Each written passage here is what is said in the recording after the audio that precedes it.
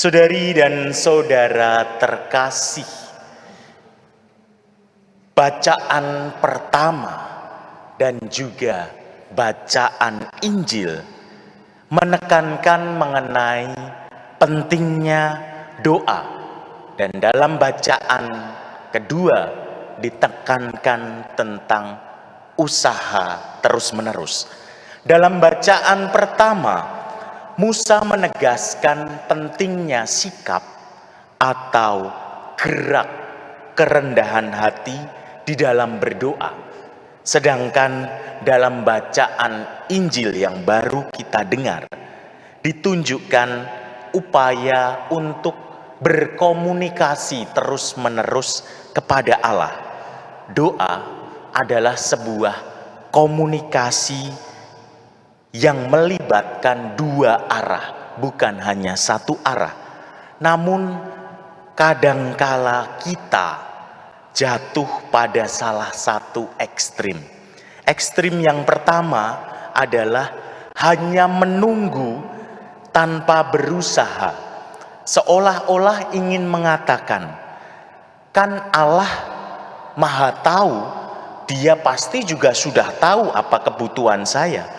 Ngapain harus meminta? Ekstrim yang pertama. Ekstrim yang kedua adalah menodong Allah dalam doa. Misalnya dengan mengungkapkan banyak sekali permohonan dan mengharuskan Allah untuk mengabulkan saat itu juga. Tetapi Dia tidak mau berusaha. Misalnya besok mau ujian, minta Tuhan supaya saya besok lulus dengan hasil yang bagus. Permohonannya banyak sekali, tapi tidak pernah belajar. Lalu kalau tidak dikabulkan, protes pada Tuhan dan kecewa. Itu ekstrim yang kedua.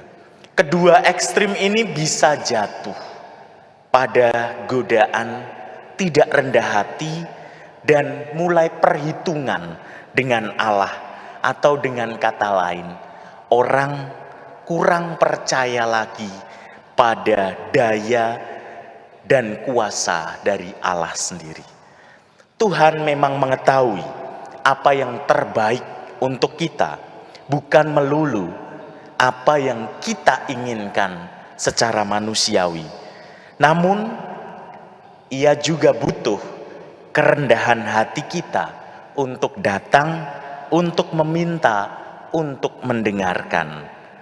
Upaya inilah yang disebut sebagai sikap rendah hati, dan hal ini harus dibarengi dengan siap sedia mendengarkan. Nah, ini yang kadangkala sering kita lupakan dalam doa. Kita sibuk meminta, sibuk memohon, tapi lupa mendengarkan atau memberi ruang dalam hati kita untuk mendengar apa yang Allah ingin katakan. Siap sedialah selalu, baik atau tidak baik waktunya. Demikian ditegaskan oleh Paulus dalam bacaan kedua. Maka bila kita mau memahami doa sebagai sebuah komunikasi dengan Allah, kita juga perlu untuk siap seperti perumpamaan janda yang menghadap hakim dalam bacaan Injil tadi. Terus berusaha datang dengan rendah hati, mengungkapkan apa yang menjadi pergulatan kita, memohon pada Allah, namun setelahnya memberi ruang hening untuk mendengarkan apa yang Tuhan ingin katakan. Iman yang tanpa jemu-jemu datang pada Allah, inilah yang menjadi kunci dan penekanan dalam bacaan Injil.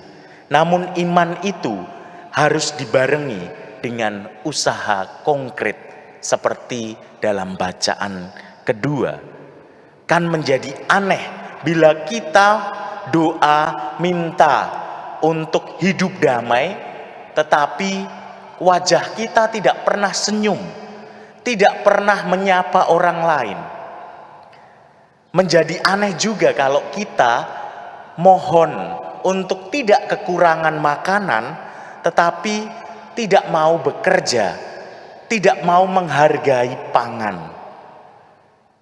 Dengan kata lain, usaha harus selalu dibarengi dengan doa.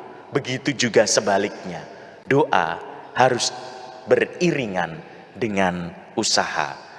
Dalam peringatan Hari Pangan Sedunia tahun ini, Bapak Kardinal Ignatius Suharyo mengajak kita sebagai perwujudan dari doa-doa kita untuk ketahanan pangan bagi Indonesia. Kita juga perlu mengusahakan, terutama untuk yang pertama, tidak membuang-buang makanan dan menjadikannya sampah. Yang kedua adalah mau mengadakan gerakan solidaritas berbagi bahan makanan sehat untuk saudari-saudara kita yang berkekurangan. Dan yang ketiga, para pelaku usaha di bidang makanan dapat mengumpulkan makanan yang berlebih namun layak konsumsi dan menyalurkannya bagi saudari-saudara kita yang membutuhkan. Dan untuk kita semua, terutama yang di lingkungan-lingkungan, baik kiranya untuk digerakkan gerakan menanam tanaman pangan, misal kentang, ubi jalar, singkong, sukun, dan lain-lain pada lahan kosong, dan menyediakannya bagi warga yang membutuhkan. Saudari dan saudara terkasih, mari kita terus-menerus tanpa jemu-jemunya untuk datang pada Tuhan dengan kerendahan hati dan berusaha melatihkan usaha-usaha semangat doa itu dalam gerakan-gerakan sederhana. Mari kita mohon rahmat dari Allah sendiri. Kemuliaan kepada Bapa dan Putra dan Roh Kudus. Seperti pada permulaan, sekarang, selalu, dan sepanjang segala abad. Amin.